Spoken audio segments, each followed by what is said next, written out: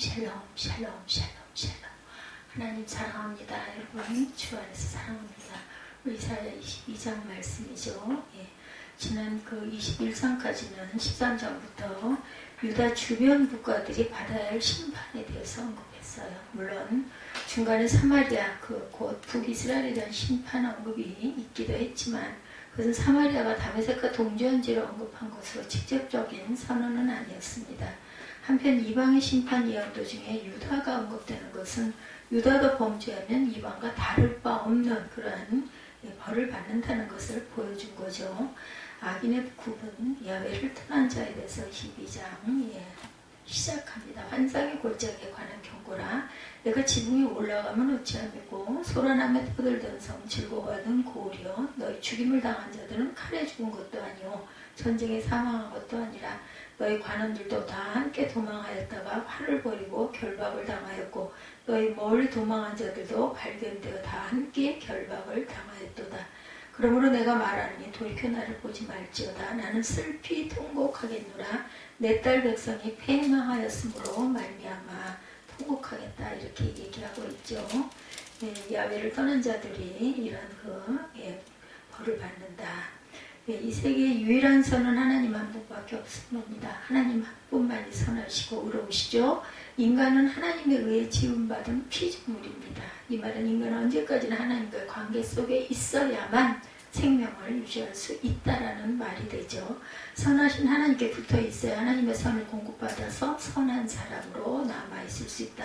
그러므로 어떤 인간이든 하나님을 떠나는 자는 악인이 되는 것이고 사망에 이를 수밖에 없다.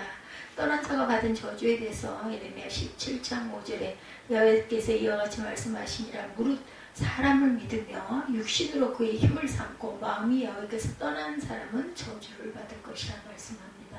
믿음 없음이 바로 죄라고 로마서 14장 23절에 의심하고 먹는 자는 정죄되었나니 이는 믿음을 따라 하지 아니하였기 때문이라. 믿음을 따라 하지 아니하는 것은 다 죄니라. 이렇게 말씀하고 있어요. 고의적인 범죄에 대해서 유다 백성들은 이 세상에 어떤 민족보다 하나님을 잘 알고 있었죠. 그들은 하나님의 능력을 체험했고 은혜를 입었고 그가 하신 말씀을 소유하고 있기도 했습니다. 그런데 그들은 그와 같은 위치에 있었음에도 불구하고 하나님을 바로 섬기지를 않았다라는 거죠. 참 아는 거와 행함은 어떤 면으로는 참 아이러니하게도 다를 수가 있다라는 것. 오히려 이방보다 더 하나님이 싫어하시는 행동들을 많이 합니다. 무지 가운데 악을 행하는 것과 알고도 악을 행하는 것의 차이는 엄청나죠. 모르고 그러는 거예요. 오히려 좀 정상 참작이 된다는 거죠. 이렇게 알고도 악을 행하는 행위를 고의적으로 행하는 아주 질 나쁜 악행이다. 그러므로 그런 자는 악인으로 확실히 구분될 수밖에 없다는 것. 고의적인 죄에 대해서 출애굽기 21장 14절에 사람이 그 이웃을 고의로 죽였으면 너는 그를 내 제단에서라도 잡아내려 죽여라. 이렇게 말씀하고 있습니다. 짐짓, 지은 죄에 대해서 히브리서 10장 26절에 우리가 진리를 아는 지식을 받은 후 짐짓 죄를 범한 즉 다시 속죄하는 제사가 없고 오직 무서운 마음으로 심판을 기다리는 것과 대적하는 자를 태울 맹렬한 불만이 있으리라 말씀합니다. 유다 백성들은 그들이 아브라함의 후손이라는 것만을 앞세워서 자신들이 하나님께 선택된 의로운 백성이라고 간주하고 그렇게 생각함으로 인해 교만해지죠. 지금 하나님은 영이시기 때문에 육체의 혈통에 연연하지 않으신다는 것. 오히려 혈통에 관계없이 유다 백성이든 이방인이든 하나님을 참으로 섬기는 자를 의인이라고 칭해 주시죠. 인정하십니다. 이러고 본데 혈통은 하나님의 백성 되는데 별 도움이 되질 않는다. 오직 의인으로 통로는 하나님만을 섬기는 것이고 악인 되는 길은 하나님을 섬기지 않는 것이라는 것. 하나님을 사랑하는 자에 대해서 요한복음 14장 21절에 나의 계명을 지키는 자라야 나를 사랑하는 자니 나를 사랑하는 자는 내 아버지께 사랑을 받을 것이요 나도 그를 사랑하여 그에게 나를 나타내리라. 우리가 하나님을 사랑할 때 예수 그리스도를 사랑할 때 성령을 의지하고 영접할 때 우리에게 나타나신다. 이면적인 유대인이라 로마서 2장 29절에 오직 이면적 유대인이 유대인이며 할례하는 마음에 할지니 영에 있고 율법적으로 있지 아니한 것이라. 그 칭찬이 사람에게서가 아니요 다만 하나님에게서 난다. 악인들이 받을 재앙에 대해서 그 다음에 전쟁의 고통이 있을 것이다. 이렇게 말씀하고 있죠. 예, 5절부터 보면 환상의 골짜기에 주 만군의 야훼께로부터 이르는 소란과 발핀과 혼란의 날이여 성벽이 무너뜨림과 산악에 사무쳐 부르짖는 소리로다. 엘람 사람은 화살통을 메었고 병거탄 자와 마병이 함께하였고 기르 사람은 방패를 드러냈으니 병거는 내 아름다운 골짜기에 가득하였고 마병은 성문에 정렬되었도다. 그가 유다에게 덮였던 것을 벗김에 그날에 내가 숲을 곳간에 병기를 바라보고 너희가 다윗성이 무너진 곳이 많은 것도 보며 너희가 아랫못에 물도 모으며 예루살렘의 가옥을 개수하며 그 가옥을 하러 성벽을 견고하게도 하며 너희 또 옛 못의 물을 위하여 두 성벽 사이에 저수지를 만들었느니라. 그러나 너희가 이를 행하신 일을 앙망하지 아니하였고 이 일을 옛적부터 경영하신 일을 공경하지 아니하였느니라. 이렇게 말씀하고 있습니다. 예, 9절 말씀 구원 잠깐 말씀해 드립니다. 너희가 다윗성이 무너진 곳이 많은 것도 봤다. 22장 9절이죠. 다윗성이 파손될 것을 예언한 것입니다. 이는 하나님을 앙망하지 않고 공경하지도 아니했기 때문이라는 거죠. 하나님의 예언, 성벽이 파괴될 것을 예언하셨어요. 그렇죠? 예언을 본문에도 신명기 28장 52절에 그들이 천국에서 내 모든 성읍을 에워싸고 그들이 천국이 아니라 전국에서 내 모든 성읍을 에워싸고 내가 의뢰하는 높고 견고한 성벽을 다 헐며 내 하나님 여호와께서 내게 주시는 땅의 모든 성읍에서 너를 에워싸리니 예언이 성취가 되죠. 성벽이 파괴됩니다. 열왕기하 25장 4절에 그 성벽이 파괴되면 모든 군사가 밤중에 두 성벽 사이 왕의 동산 견문길로 도망하여 갈대아인들 그 성읍을 에워쌌으므로 그가 아라바 길로 가더니 열왕기하 25장 10절에도 시위대장에게 속한 갈대아 온 군대가 예루살렘 주의 성벽을 헐었다. 이렇게 증거하고 있습니다. 내일 죽으리니 먹고 마시지 한다 그러죠. 저희가 어디까지 읽었죠? 11절까지 읽었나요? 예, 그날에 12절에 주 만군의 여호와께서 명령하사 통곡하며 애곡하며 머리털을 뜯으며 굵은 배를 따라 하셨거늘 너희가 기뻐하며 즐거워하여 소를 죽이고 양을 잡아 먹고 포도주를 마시면서 내일 죽으리니 먹고 마시지 않은도다. 이 말씀 아시겠죠? 회개하는 하나님의 말씀이 12절에 나와 있습니다. 애곡하며 머리털을 뜯으며 굵은 배를 따라 하셨거늘 이거는 회개하라는 거죠. 굵은 배를 입고 머리털을 뜯고 이런 것은 불구하고 남유다 백성들이 일순간에 계곡을 추구하며 말씀에 불순종하는 모습을 나타내고 있습니다. 먹고 마시자. 내일 죽으리니 먹고 마시지 않은도다. 누가복음 17장 27, 8절입니다. 노아가 방주에 들어가던 날까지 사람들이 먹고 마시고 장가들고 시집가더니 홍수가 나서 그들이 다 멸망시켰으며 롯의 때와 같으리니 사람들이 먹고 마시고 사고 팔고 심고 집을 짓더라. 고린도전서 15장 32절 내가 사람의 방법으로 에베소에서 맹수와 더불어 싸웠다면 내게 무슨 유익이 있겠느냐. 죽은 자가 다시 살아나지 못한다면 내일 죽을 터니 먹고 마시자 하리라. 사람의 방법으로 싸워서 아무 소용이 없다는 거죠. 이제 20절에 엘리야김에 대해서 22장 20절에 나옵니다. 그날에 내가 힐기야의 아들 내 종 엘리야김을 불러 내 옷을 그에게 입히며 내 띠를 그에게 띄워 힘있게 하고 내 정권을 그의 손에 맡기니 그가 예루살렘 주민과 유다의 지파의 아버지가 될 것이다. 이것도 예언이죠. 이렇게 시기야 시대에 실권을 차지한 왕궁의 책임자로 아수르 왕 사네립이 공격해왔을 때 히스기야 왕이 보낸 3명의 고관들 중에 하나였어요. 그렇죠? 열왕기하 18장 18절에 37절에 증거합니다. 이사야 선지자에게 보낸 사람들 중 한 사람이었어요. 하나님의 후정축제를 일삼는 왕의 국고 책임자였던 셈나의 관직을 엘리야김 대신할 것이라고 예언하고 있습니다.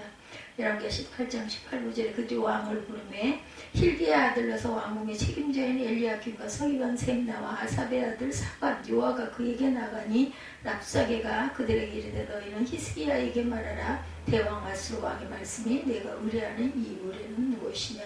그리고 다윗의 집에 열쇠를 열 자가 없으리라. 22절에 하나님께서 다윗에게 주신 축복을 엘리야김도 받을 수 있는 기회를 주셨어요. 그 축복을 받지 못하고는 엘리야김에게 달려있는 것이죠. 이는 예수께서 베드로에게 천국 열쇠를 주신 의미와도 같다고 볼 수 있다. 주시는데 못 받으면 어쩔 수가 없는 거죠. 마태복음 16장 9절이죠. 19절이죠. 내가 천국 열쇠를 내게 주리니 내가 땅에서 무엇이든지 매면 하늘에서도 매일 것이요 땅에서 무엇이든지 풀면 하늘에서 풀리리라 하시고 아버지께서 주셨는데 받지 못하는 것은 할 수 없고 다른 사람에게로 넘어갑니다. 그래서 내가 여기 와서 무슨 관계가 있느냐, 여기에 누워있기 여기서 너를 위하여 무엇을 받느냐. 18절 반드시 너를 모질게 감싸서 곰같이 관망한 곳에 던질 것이라. 주인의 집에 수치를 끼치는 너여 내가 그곳에서 죽겠고 내 영광의 숲도 거기에 있으리라. 내가 너를 내 관직에서 쫓아내며 내 지위에서 낮추리니 그날에 내가 힐리야 애들 내 종 엘리야김을 불러 내 옷을 그에게 입히며 내 띠를 그에게 띠어 힘있게 하고 내 정권을 그의 손에 맡기리니 그가 예루살렘 주민과 유다의 집의 아버지가 될 것이며 내가 또 다윗의 집의 열쇠를 그의 어깨에 두리니 그가 열면 닫을 자가 없겠고 닫으면 열 자가 없으리라. 못이 담다는 곳에 박힌같이 그를 견고하기리니 그가 그의 아버지 집의 영광의 보좌가 될 것이요 그의 아버지 집의 모든 영광이 그 위에 걸리니 그 후손과 족속되는 작은 그릇 곧 종지로부터 모든 항아리까지라. 만군의 얇게 지르시되 그날에는 단단한 곳에 박혔다는 못이 사그리니 그 못이 부러져 떨어지므로 그 위에 걸린 물건이 부서지리라 하셨다라나여의 말이니라. 성전도 그래서 무너지죠. 전쟁의 고통이 있을 것이라고 우리가 쭉 읽어본 것처럼 말씀하고 있습니다. 칼에 망한다 그러죠. 욥기 36장 12절입니다. 만일 그들이 순종하지 아니하면 칼에 망하며 지식 없이 죽을 것이니라. 칼에 삼키움을 당할 것이다. 이사야 1장 20절이죠. 너희가 거절하여 배반하며 칼에 삼켜지리라. 야훼의 말씀이라. 하나님이 이사야 선지자를 통해 선포하신 예루살렘이 받은 심판의 내용 가운데 가장 두드러진 것은 하나님을 섬기지 아니하는 예루살렘 거민들이 이방족 속에 침박을 받아서 죽음을 당하거나 굶주리고 산속으로 도망가 슬픔 가운데 고통을 겪으리라는 것이었어요. 이 세상에 많은 전쟁들이 끊임없이 이어갑니다. 그 모든 전쟁은 마치 우연이거나 인간 역사의 역할관계에 의해 자연 발생한 것처럼 보여지지만 배후를 들여다보면 죄에 대한 하나님의 징벌의 결과라는 것, 지금도 전쟁이 일어나고 있죠. 패망의 결박입니다. 사람에게서 패배한다는 것은 고통스럽고 수치스럽기도 하지만 패자는 그가 가졌던 모든 소유와 자유를 박탈당하는 것이기 때문이죠. 유다 백성들도 그들이 하나님을 떠나 악을 행한 대가로 나라를 잃고 바벨론 사람들에게 예속되는 삶을 삽니다. 그들의 죄악이 너무도 관영했기 때문에 하나님께서는 당신의 거룩한 땅을 더 이상 오염시키지 않게 하기 위해서 바벨론 사람들의 손을 빌려서 유다 백성들의 소유를 빼앗고 그들을 바벨론 땅으로 끌고 가게 하셨어요. 멸시하는 자의 패망입니다. 잠언 13장 13절이죠. 말씀을 멸시하는 자는 자기에게 펴망을 이루고 계명을 두려워하는 자는 상을 받느니라 말씀합니다. 포로가 되죠. 에스겔 12장 11절입니다. 또 말하기를 나는 너희 징조라 내가 행한 대로 그들도 포로로 사로잡혀 가리라. 죽음을 당하죠. 인간이 가장 두려워하는 것은 죽음이죠. 죽음은 존재가 소멸하는 것이며 어둠이며 더러움이며 고통입니다. 그런데 하나님께서는 하나님을 떠나 사는 자, 떠나다 자기 의지로 떠나 끝까지 돌이키지 아니하는 자를 미워하시고 그들의 죽음에 이르도록 조치하신다라는 것. 선하시고 의로우시며 빛 대신 하나님께 대해 그들은 조화되지 못하기 때문이다. 유다 백성들은 하나님을 떠나 우상을 섬기고 불의를 행하되 그들의 행동을 조금도 뉘우치지 않습니다. 따라서 그들은 하나님의 심판에 죽음을 당할 수밖에 없죠. 에스겔 3장 18절에 악인의 죽음, 가령 내가 악인에게 말하기를 너는 꼭 죽으리라 할 때 내가 깨우치지 아니하거나 말로 악인에게 일러서 그의 악한 길을 떠나 생명을 구원하게 하지 아니하면 악인은 그 죄악 중에 죽으려니와 내가 그의 핏값을 내 손에서 찾을 것이다. 계시록 3장 19절에도 내가 악인을 깨우치되 그가 그의 악한 마음과 악한 행위에서 돌이키지 아니하면 그는 그의 죄악 중에서 죽으려니와 너는 생명을 보존하리라. 악인들의 말로 돌이킬 수 없는 수치라고 그러죠. 악인들은 이 세상에 살아가는 동안 마치 그들이 이 세상의 주인으로 당당하게 사는 것처럼 자부하지만 그들만이 행복하고 자유롭게 사는 것처럼 떠들어대지만 그리고 하나님을 섬기는 자들은 어리석은 바보들이라고 놀려대기도 하지만 그러나 하나님의 심판이 그들 위에 내려지는 날 그들은 그들의 모든 것을 잃는 가운데 절망과 고통과 벗이 될 것이다. 그때 그들은 그들의 심판을 받기 전에 했던 말들과 태도들을 기억하고 말할 수 없는 수치에 빠지기도 할 것이라는 거죠. 수욕을 당한다. 다니엘 9장 7절이죠. 주여 공의는 주께로 돌아가고 수치는 우리 얼굴로 돌아오니 오늘과 같아서 유다 사람과 예루살렘 거민들과 이스라엘이 가까운 곳에 있는 자들이나 먼 곳에 있는 자들이 다 주께서 쫓아내신 각국에서 수치를 당하였사오니 이는 그들이 주께 죄를 범하였음이니이다. 수치에 대해서 시편 83편 17절입니다. 그들도 수치를 당하여 영원히 놀라게 하시며 낭패와 멸망을 당하게 하사 야훼라 이름하신 주만 온 세계의 지존자로 알게 하소서. 이렇게 고백하고 있습니다. 통곡하죠. 그들이 가졌던 모든 소유를 빼앗기고 명예도 잃어버렸을 때 남은 것은 후회로 난 슬픔의 통곡밖에 없다. 게다가 하나님이 주시는 무서운 심판의 고통으로 인하여 악인들의 눈에서는 눈물이 폭포같이 흐를 것이며 입에서는 비명이 끊임없을 것이다. 그 악인들은 그 말로가 슬픔과 비명일 것이다. 통곡입니다. 마태복음 24장 30절에 그때 인자의 징조가 하늘에서 보이겠고 그때 땅의 모든 족속들이 통곡하며 그들의 인자가 구름을 타고 능력과 큰 영광으로 오는 것을 보리라. 슬피 부르리라. 마태복음 25장 30절에 이 무익한 종을 바깥 어두운 데로 내쫓으라. 거기서 슬피 울며 이를 가름이 있으리라. 영원한 멸망이죠. 모든 유다 백성들이 하나님의 징벌을 받아 영원한 멸망에 이른 것은 아닙니다. 그 가운데 남은 자들이 있어서 하나님의 긍휼을 얻기도 하죠. 그러나 하나님의 긍휼을 입지 못한 모든 악인들은 그들이 하나님의 택하신 백성의 핏줄로 태어났음에도 불구하고 그들이 돌이키지 아니하는 죄악으로 인하여 이방인들과 같이 영원한 멸망의 심판 아래 놓이게 되었다. 절대로 잊어버리면 안 되겠죠. 하나님의 심판은 이와 같이 외모에 따라 내려지지 않고 마음과 행실에 따라 내려진다. 악인의 마침입니다. 빌립보서 3장 19절에 그들의 마침은 멸망이요 그들의 신은 배요 그 영광은 그들의 부끄러움에 있고 땅의 일을 생각하는 자라. 망하게 하는 자들의 멸망. 계시록 11장 18절에 이방인들이 분노하며 주의 진노가 내려 죽은 자들을 심판하시며 종 선지자들과 성도들과 또 작은 자든지 큰 자든지 주의 이름을 경외하는 자들에게 상 주시며 또 땅을 망하게 하는 자들을 멸망시킬 때로소이다 하더라. 그래서 세상은 악인을 자신들의 유익과 해에 따라 구분합니다. 자신들에게 유익하면 선이고 해가 되면 악이죠. 좀 더 객관적이라고 해야 도덕과 양심과 법의 잣대로 악인과 선인을 구분하는 정도입니다. 그러나 하나님은 그가 하나님 안에 있느냐 아니면 밖에 있느냐로 결정하신다라는 것. 그래서 안에 있는 자는 생명과 복을 얻게 하시고 밖에 있는 자는 고통과 죽음에 이르게 하십니다. 그러므로 우리는 무엇을 하기 전에 자신이 지금 어디에 속해 있는지 그런 얘기 있죠. 빠르게 가는 게 아니라 어느 곳을 얼마나 빨리 달리는 게 아니라 어떤 것을 가고 있는지 정확한 위치를 정할 줄 알아야 된다. 세상은 악인을 자신들의 유익과 해에 따라 구분하죠. 자신들에게 유익하면 선이고 해가 되면 악입니다. 좀 더 객관적으로 해야 도덕과 양심과 법의 잣대로 악인과 선인을 구분하는 정도죠. 안에 있는 자는 생명과 복을 얻고 주님 안에 하나님 안에 있느냐 아니면 밖에 있느냐인데 그 안에 있는 자는 생명과 복을 얻고 밖에 있는 자는 고통과 죽음에 이른다. 그러므로 우리는 무엇을 하기 전에 내가 지금 어디에 속해 있는지를 잘 살필 줄 알아야 되겠다. 은혜로 문이 열립니다. 이사야 22장 20절에서 25절 말씀 함께 은혜를 나누도록 합니다. 22장 20절에서 25절.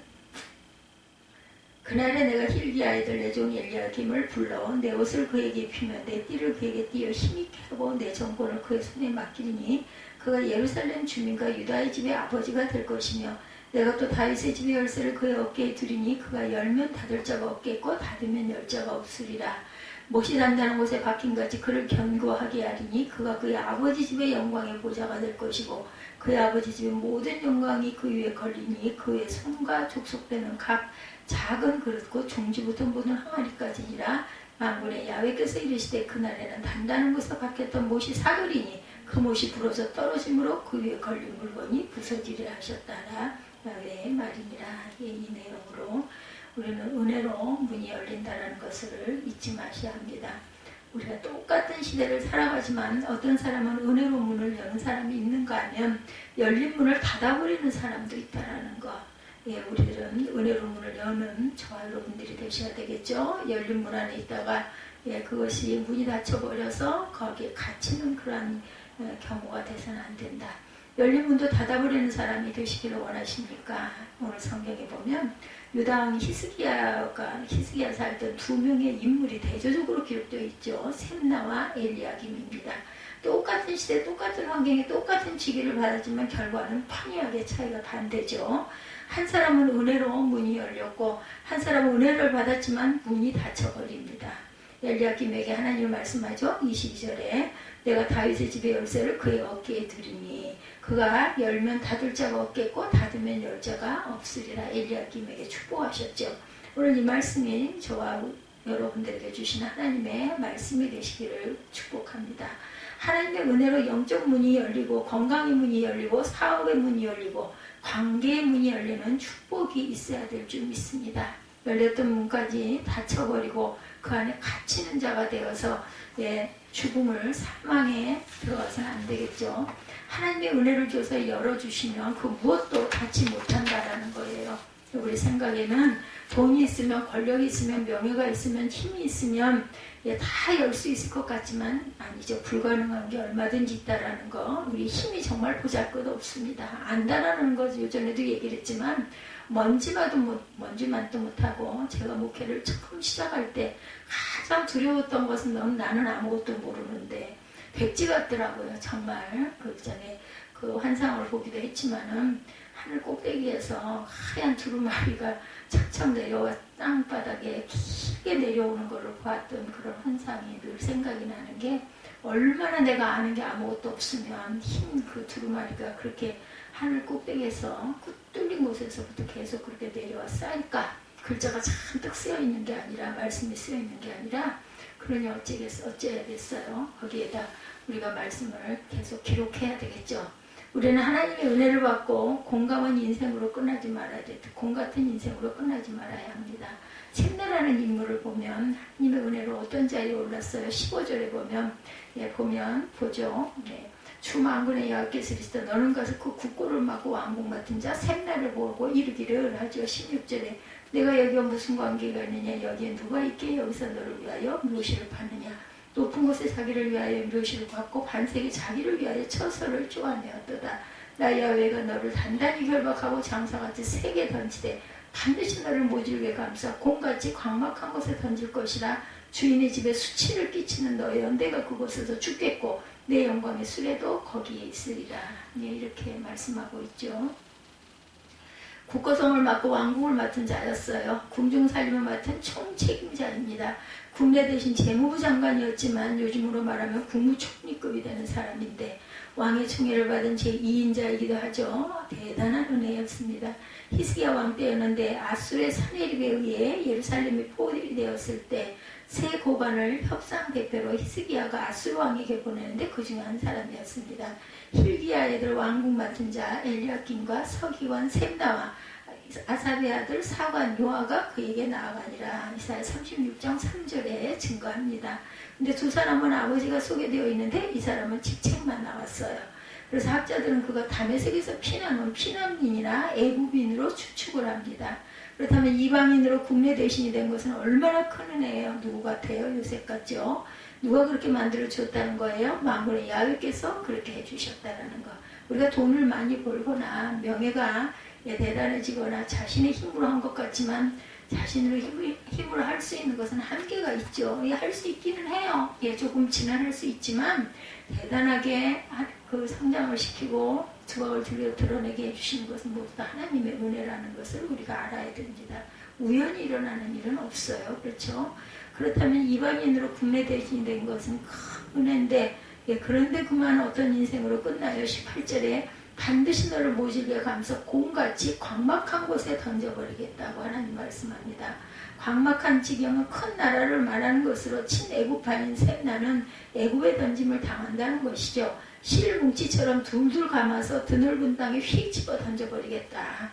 누가 그렇게 한다는 거 17절에 야훼가 너를 꼭 틀어쥐고 아주 멀리 집어 던져버리겠다는 거야. 자신의 인생을 위해 열심히 준비했지만 결과는 하나님이 던져버리니까 첫째는 그곳에서 죽는다. 그것은 어디? 광막한 곳. 준비한 곳에 들어가지도 못하게 만들겠다는 거죠. 그가 어떻게 되었는지 성경에 더 언급을 하고 있지 않기 때문에 정확히 알 수 없지만 애굽에 도망갔든지 바벨론 포로로 잡혀 죽게 되었을 것이다.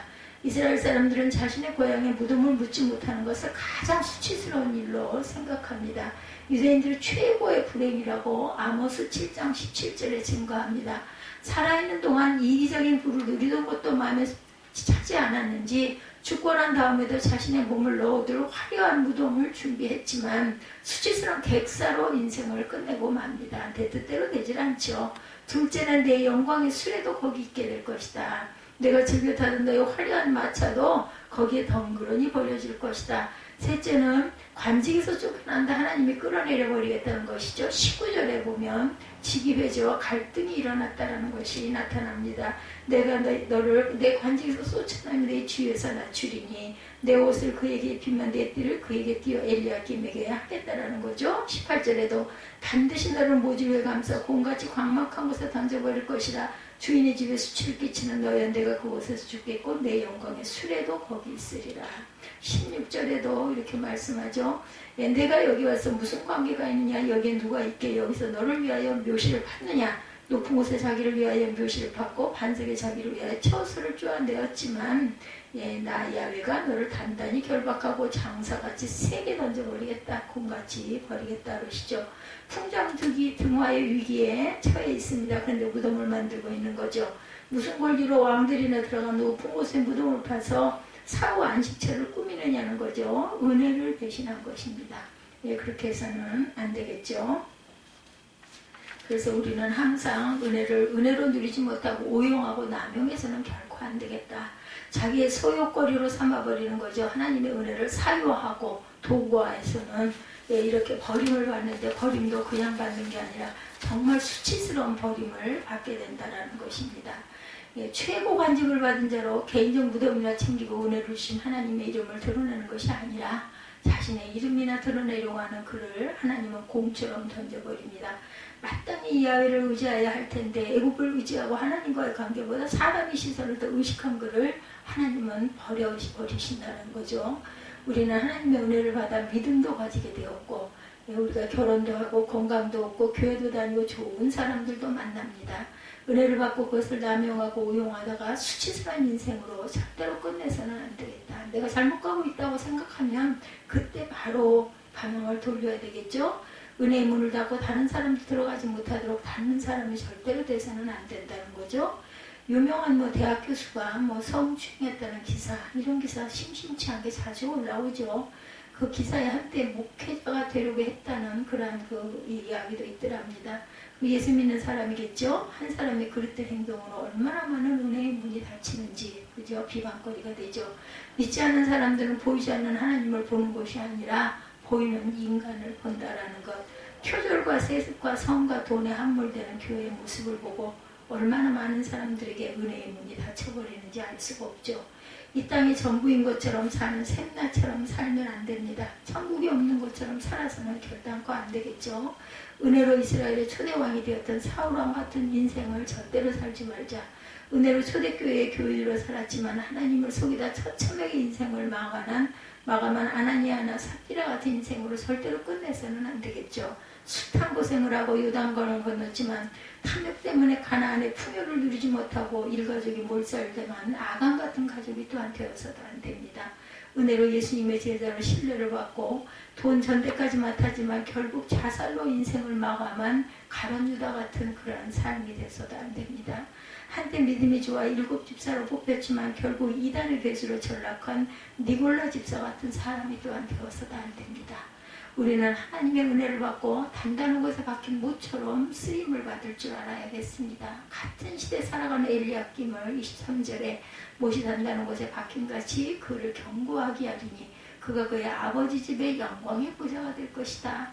하나님의 지위를 견고하게 세워주고 가문의 영예를 크게 빛나는 사람이 되게 해주신다는 거죠. 그의 집안 전체가 그로 인해 부요함과 영광을 누리게 될 것이다. 누가 그렇게 한다고요? 내가입니다. 만군의 야훼 하나님이 내가 그렇게 하겠다. 20절에 엘리야김이 특별한 것이 있어서가 아니라 순전히 하나님의 은혜라는 것이죠. 20절에 보면 그날에 내가 힐기야의 들레종 엘리야김을 불러 이렇게 말씀하고 있어요. 그날에 하나님께서 샘날 내치는 날, 하나님께서 계획하시고 쓰시고자 하는 날 내 종 엘리야김을 하나님이 부르신 것이다. 하나는 버림을 받고 하나는 부름을 받았어요. 21절에 보면 세 가지를 주시겠다라고 얘기하죠. 내 옷을 그에게 입히고 내 띠를 그에게 띠고 힘있게 하고 내 정권을 그의 손에 맡기니 그가 예루살렘 주민과 유다 집의 아버지가 될 것이다. 샘나의 옷을 그에게 입혀주고 샘나의 띠를 그에게 띄워주고 다윗의 집의 열쇠를 그에게 주시겠다. 지위와 권세와 능력을 그에게 다 내어주시죠. 그것을 가지고 내 종답게 충성을 다한 거죠. 아수르 군대가 협상의 대표로 참석하여 결국 하룻밤에 18만 5천 명의 군사를 물리치는 데 쓰임을 받습니다. 그래서 어떻게 됐어요? 21절에 보니까 내 옷을 그에게 입히며 내 띠를 그에게 띄워 힘있게 하고 내 정권을 그의 손에 맡기니 그가 예루살렘 주민과 유다의 집의 아버지가 될 것이며 다윗의 집의 열쇠를 그의 어깨에 두리니 그가 열면 닫을 자가 없겠고 닫으면 열 자가 없으리라 말씀하죠. 예루살렘과 유다 백성들에게 아버지 같은 우더른이 될 것이다. 또한 옷은 사람의 신분과 권세를 나타내죠. 예루살렘 주민과 유다 집의 아버지가 되게 하실 것이다. 한 집안의 가장처럼 유다 백성을 관할하는 권위를 지닐 것이다. 마치 아버지가 자식을 보살피듯이 백성의 유익을 위해 일하게 될 것이다. 둘째, 그가 열면 닫을 자가 없고 그가 닫으면 열 사람이 없게 하겠다. 열쇠는 직무를 상징하는 말로 왕궁의 주요 직무를 맡기겠다는 뜻이죠. 엘은 하나님이죠. 그리고 르야킴은 일으켜 세우다. 엘리야킴입니다. 이름이. 왕이 하나님이 일으켜 세우다. 아주 귀한 이름을 가졌어요. 셋째, 가문이 그로 말미암아 영광을 누리겠다고 24절에 말합니다. 그 가문에 주어질 영광, 엘리야킴 가문의 대대로 다윗 왕국에서 직무를 맡는 것을 말씀하고 있습니다. 그 아래 대들이 잘 되는 거죠. 24절을 같이 읽어보면 그의 아버지가 집의 모든 영광이 그 위에 걸리니 그 우성과 족속되는 각 작은 그릇고 종주로부터 모든 항아리까지다 이렇게 말씀하고 있습니다. 단단히 박힌 못에 작은 그릇도 걸리고 모든 항아리도 걸리게 된다는 거죠. 그는 엘리야킴을 일컫고 말씀합니다. 엘리야킴 덕분에 후손들이 왕국의 벼슬을 하게 된다. 우리에게도 가족의 영광, 가문의 영광, 교회의 영광, 민족의 영광, 하나님 나라의 영광이 우리 어깨에 걸려있다는 것을 잊어서는 안 됩니다. 크리스천 경영의 달인이라는 책을 쓴 윌리엄 폴라드라는 사람의 이야기입니다. 서비스 마스터를 세계적 기업을 일고 서비스 마스터 성공 신화를 만들어낸 사람이에요. 표춘지는 서비스 마스터를 500대 서비스 기업 중 최고의 기업 또는 세계 1000대 기업 중 보석이라고 평가합니다. 미국이 가장 존경하는 기업 2년 연속 1위를 한 기업이라고 그러네요. 월스트리트 저널은 서비스 마스터를 가장 빛나는 별이라고 불렀고 파이낸셜 타임즈는 세계에서 가장 존경받는 기업의 하나로 서비스 마스터를 꼽았어요. 그는 섬기는 지도자로 기업의 목적, 목표로 하나님께 영광을 돌리고 사람의 발전을 도모하는 데 두었다고 합니다. 직원 20만 명의 발전뿐만 아니라 기업을 통해서 사람들이 발전할 수 있도록 하는 데 목표를 두었다. 그것을 이루는 수단 목표로는 탁월성을 추구하고 돈을 많이 버는 데 두었다고 그러네요. 진실한 신앙과 강한 목적의식으로 세계적인 기업을 일궈낸 윌리엄 폴라드의 25년 경영 원칙은 4가지였다고 합니다. 첫째, 모든 일에 하나님께 영광을 돌리라. 둘째, 직원이 성장할 수 있게 적극적으로 도와주라. 셋째, 현재 속에 있는 분야에서 최고를 추구하라. 넷째, 회사의 수익 성장 목표를 달성하라. 이 4가지였다고 합니다. 첫째는 모든 일에 하나님께 영광을 돌리라입니다. 하나님의 은혜를 받은 우리는 단단한 것에 박힌 모처럼 쓰임을 받을 줄 알아야 돼요. 뭐 대단한 일이 아니어도 그렇죠. 사무엘한 사람이 기도하니 민족이 평안해졌어요. 바울한 사람이 그 수많은 고난과 비난을 극복하고 열정적으로 복음을 전하니까 세상이 변하고 교회가 세워지죠. 요나 한 사람이 국수주의 편견을 벗어나 느니웨에 가서 복음을 전하니 느니웨 사람들이 회개하고 멸망하지 않아 그 많은 사람이 죽을 그 고비를 넘기죠. 에스더 한 사람이 죽으면 죽으리라 각오하고 금식하고 하나님께 매달리니까 이스라엘 사람들이 살아나는 역사가 있었습니다. 우리는 달리면 영원히 부서지지 않는 은혜의 주님이신 예수를 전하고 살아야 합니다. 25절에 특정한 장래의 어느 시점을 말하죠. 만군의 이야기께서 이르시되 그날에는 장래의 어느 시점 단단한 곳에 박혔던 못이 사기리니 그 못이 부러져 떨어지므로 그 위에 걸린 물건이 부서지리 하셨다라. 엘리야김의 그 가문에 주어진 영광이 미리 어느 시점에 급격히 쇠한다라는 뜻입니다. 사그리니는 떠나다 제거하다는 걸 바뀌었던 것이 뽑히는 것을 말하죠. 그리고 그 결과에 대해서 세 개의 동사로 부러지고 떨어지고 부서진다라고 표현하고 있습니다. 이 땅의 모든 것은 때가 되면 그렇게 부러지고 떨어지고 부서집니다. 사가서라도 부서지죠. 24절에 엘리야김의 선한 영향력으로 연결되지 않고 무분별한 친족 중용으로 해석하여서 종지로부터 항아리까지 속된 말로 쥐나소나 등용을 했다는 거예요. 그렇게 되면 이렇게 사가서 떨어지고 부서지고 떨어져서 부러지고 부서지고 떨어진다라는 거죠. 족벌 정치를 했다는 거예요. 그로 인해 파멸의 길을 걸었다라는 거죠. 그러나 엘리야김과 셈나를 대조하고 있는 본문의 성격상 25절을 셈나에 대한 말씀이라고 해석하는 사람도 있다고 하네요. 칼빈 같은 분이 그렇게 해석을 합니다. 그러나 어떻게 해석하든 우리가 받는 교훈은 같습니다. 이사야서는 근본적으로 역사의 주인은 하나님이시고 이방 나라들은 망하고 이스라엘도 유다도 멸망한다는 것이니까 다윗의 왕통을 지어 메시아가 탄생한 새로운 나라, 하나님의 나라가 오실 것이라는 거죠. 그래서 이사야 53장을 통해 그 하나님 나라를 이루실 예수님에 대하여 아주 정확하게 예언하고 있습니다. 그래서 성경을 해석할 때 구속사적인 관점으로 근본적으로 해석하는 게 온전합니다. 그렇다고 모범적인 설교나 윤리적 교훈적 설교가 의미가 없다는 건 아니죠. 예, 배우고 성경에 대하여 배운 사람들, 설교에 대해서 배우고 성경에 대해서 배운 사람들은 구속사적 설교만 가치 있다고 생각하면 이런 것을 무시하는 사람들이 있는데 그것은 하나님의 의도를 모르는 사람들입니다. 이 많은 성경을 왜 하나님께서 우리에게 주셨겠습니까?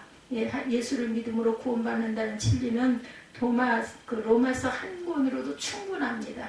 소설이나 시를 쓰는 사람이 주제만 말하고 끝나버리지 않죠. 주제는 숨겨있고 주제를 말하기 위해 200, 300페이지의 소설을 쓰죠. 수많은 사람들과 사건 속에 구원으로만 끝나지 않은 이 땅에 사는 인생을 배우는 거죠. 우리가 심지어 드라마를 하는 편을 봐도 그렇지 않습니까? 그렇다고 근본적인 주제를 잃어버리면 안 되겠다. 예배도 마찬가지입니다. 예배의 근본은 하나님께 경배하는 것입니다. 내가 무엇을 얻는 것이 아니고 내가 하나님 기뻐하시는 산 제물이 되는 거죠. 나를 기쁘게 하고 나를 위로하고 나를 도와주고가 아닙니다. 내가 하나님 기뻐하는 자가 되어 합당한 예배를 드릴 줄 알아야 되겠다. 내가 하나님이 기뻐하시는 자가 되는 거죠. 그렇다고 내가 위로받고 내가 기뻐하고 내가 소망을 갖는 것을 무시한다라는 건 아닙니다. 예배를 통해서 소생하고 예배를 통해서 위로받고 예배를 통해서 예배 전과 후가 달라집니다. 예배를 통해서 위로를 하나님께 영광을 돌리고 옆으로는 사람을 사랑하고 아래로는 만물을 다스리는 은혜가 회복되어야 된다는 거죠. 오늘 말씀도 근본적인 주제, 어떤 인간도 절대적이지 않다라는 거래요. 엘리야김 같은 사람도 족벌 정치를 하는 바람에 부서지고 무너지고 깨어졌다라는 거죠. 그렇게 해서는 절대로 안 된다라는, 우리는 거기에서 주시는 하나님의 메시지를 정확하게 받을 줄 알아야 합니다. 영원히 경고한 사람은 없습니다. 다윗도 마찬가지죠. 그런데 다윗은 돌이켰어요. 잘못했다고 누군가가 얘기해 줄 때 얼른 받아들일 줄 아는 사람이 사랑하는 사람입니다. 누구도 근본적인 모델이 될 수 없다는 것. 아브라함으로도 믿음의 조상이었지만 우리의 근본적인 모델은 되지 못했죠. 단지 그림자, 모형일 뿐이었습니다. 그도 아내를 루이라고 2번이나 속였죠. 그리고 한때 하나님의 말씀을 믿지 않고 종을 첩으로 맞이하기도 합니다. 하갈. 그래서 지금도 계속 싸움이, 전쟁이 끊이지 않죠. 지혜왕 솔로몬도 근본적으로 우리의 모델이 될 수는 없었어요. 타락했죠. 수많은 국녀를 거느리고 이방신을 섬기는 사람들을 궁전으로 결국은 끌어들이고, 다윗도 위대한 신앙인이었지만 근본적인 모델은 될 수가 없었다라는 거. 간음하고 자신의 부하를 억울하게 죽게 만들기도 합니다. 베드로도 예수님을 부인하고 저주까지 하죠. 그러니까 온전한 사람은 하나도 없어요. 바울도 자신을 세워준 바나바와 마가 문제로 갈라서기도 하죠. 오늘날 목사도 장로도 유명한 간증하는 간증자들도 다를 들여다보면 온전하지가 않다라는 거죠. 연예인들이 간증하고 타락했다고 실망할 게 없습니다. 유명한 목사가 바람을 피웠다고 또한 실망할 필요도 없어요. 다들 인간이기 때문에 어느 인간이 우리 모델이 되겠습니까? 아니죠. 의인은 없나니 하나도 없다고 성경은 바로 말씀합니다. 오늘 본문도 유다 나라 사람들의 멸망을 예언하면서 두 사람을 샘플로 들어서 결국은 하나님의 은혜를 거역한 사람들은 멸망한다라는 메시지를 잊지 말아야 된다. 어쩌면 샘나는 이스라엘을 상징하고 엘리야김은 유다를 상징해서 말씀해주고 있을 수도 있다라는 거. 완전한 거는요 하나님만이 아셔요. 우리는 그것을 해석하는 신학자들이 이게 옳으니 저게 옳으니 한다 해도 완전하게 확신하게 알 수 있는 건 하나님의 그 말씀만이 우리가 영적인 깊이 있는 해석을 하는 것이 가장 중요하고, 우린 거기서 영양분을 얻고 아닌 부분은 남겨놓는 게 차라리 낫습니다. 샘나는 근본적으로 불신자를 상징할 수 있고, 엘리야김은 선택받은 신앙인을 상징할 수 있죠. 이스라엘은 이미 하나님의 은혜를 거두어 버렸고, 유다는 잠시 남겨놓았지만 결국 바벨론 포로로 잡혀가죠. 그러나 이런 모델을 통해서 우리가 진정 필요한 분이 누구라는 것을 알려주고 있어요. 이사야의 예언을 통해 결국 하나님은 무엇을 말씀하시기를 원합니까? 진정한 은혜를 예수 그리스도를 통해서 나온다라는 것. 진정 다윗의 집의 열쇠를 주신 분은 예수님이라는 거죠. 엘리야김이 차지한 모든 영광을 다 갖고 있다 해도 예수님이 없으면 아무 소용이 없다. 예수와 함께 임마누엘의 예수 호산나 했죠. 구원자 예수. 이사야의 예언을 통해 결국 하나님은 무엇을 말씀하시기를 진정한 은혜를 예수 그리스도 통해 온다는 것. 진정 다윗의 집의 열쇠를 주신 분은 예수님이라는 것. 엘리야김이 차지하는 모든 영광을 갖고 있다 해도 예수가 없으면 아무 소용이 없다는 것. 예수님이 없는 권력, 예수님이 없는 부요, 예수님이 안 계시는 명예, 예수님이 없는 가문이 무슨 소용이 있겠느냐. 다 결국은 하데스로 갈 수밖에 없다. 인생의 열쇠는 예수님입니다. 오늘의 요절 말씀 22절에 엘리야김을 내 종이다 말씀하죠. 샘나와는 구별된 칭호이기도 합니다. 내 종에게 다윗의 집의 열쇠를 누가 주겠다? 내가 주겠다. 비록 엘리야김이 그 열쇠를 사용하고 있지만 열쇠의 주인은 하나님이시라는 거죠. 그래서 계시록 3장 7절 말씀과 연결이 됩니다. 소아시아 7교회를 말씀하시면서 빌라델피아 교회 사자에게 편지하라. 거룩하고 진실하서 다윗의 열쇠를 가지시니 곧 열면 닫을 사람이 없고 닫으니 열 사람이 있는 그가 이르시되. 계시록 3장 7절이죠. 다윗의 열쇠를 가지신 분은 바로 예수 그리스도. 그 열쇠가 무엇이라고요? 베드로가 예수님에 대해서 주는 그리스도시요 살아계신 하나님의 아들이시나이다라고 고백했을 때 예수께서 바요나시므나 내가 복이 있도다. 이를 내게 알게 하니는 혈육이 아니요 하늘에 계신 내 아버지시니라. 하나님 말씀을 바로 이해하고 해석하고 은혜를 받는 것은, 그 은혜는 하나님께서 주신다라는 겁니다. 또 내가 내게 이르노니 너는 베드로라. 내가 이 반석 위에 내 교회를 세우리니 음부의 권세가 이기지 못하리라. 내가 천국 열쇠를 내게 주리니 내가 땅에서 무엇이든지 매면 하늘에서도 멀 것이요 내가 땅에서 무엇이든지 풀면 하늘에서도 풀리리라. 마태복음 16장 17절에서 19절입니다. 그 천국 열쇠가 예수님이라는 거예요. 예수님을 통해 열면 천국에 들어갈 수 있고, 예수님이 안 계시면 천국에 들어갈 수가 없다. 너희가 하나님의 성전인 것을 알지 못하느냐 그러시죠? 저는 항상 그 말씀이 생각이 납니다. 그 안에 아들이 있으면 너희가 성전이고, 아들이 없으면 성전이 아니라는 거. 그 뭐예요? 성령이 우리 안에 계시면, 네가 구원을 받았으면, 이 말씀입니다. 우리에게 예수님을 전하는 권세를 주셨어요. 이 땅에서 진정 예수님을 전함으로 단단한 것을 박힌 못에 생명의 열매를 주렁주렁 맺히는 저와 여러분들이 되시기를 주님의 이름으로 축복합니다. 우리의 아들, 딸도, 우리 민족도 모든 열방이 예수께 올 때 진정한 은혜를 누리면 열린 문의 축복을 누릴 수 있게 된다는 것. 보석함의 열쇠, 안방 열쇠, 장롱 열쇠가 있어도 그 집에 들어가는 현관 열쇠가 없으면 모든 것은 아무 소용이 없죠. 모든 것을 여는 열쇠가 있다 해도 하나님의 나라를 소유하지 못하면 어떤 열쇠도 소용이 없습니다. 그리스도만이 열쇠를 주시는 분이고, 그리스도만이 영원한 천국 열쇠이시라는 것. 그리스도를 구주로 믿어야만 그 열쇠를 소유할 수 있다는 것을 잊지 않는 저와 여러분들이 되시기를 주님의 이름으로 축복합니다.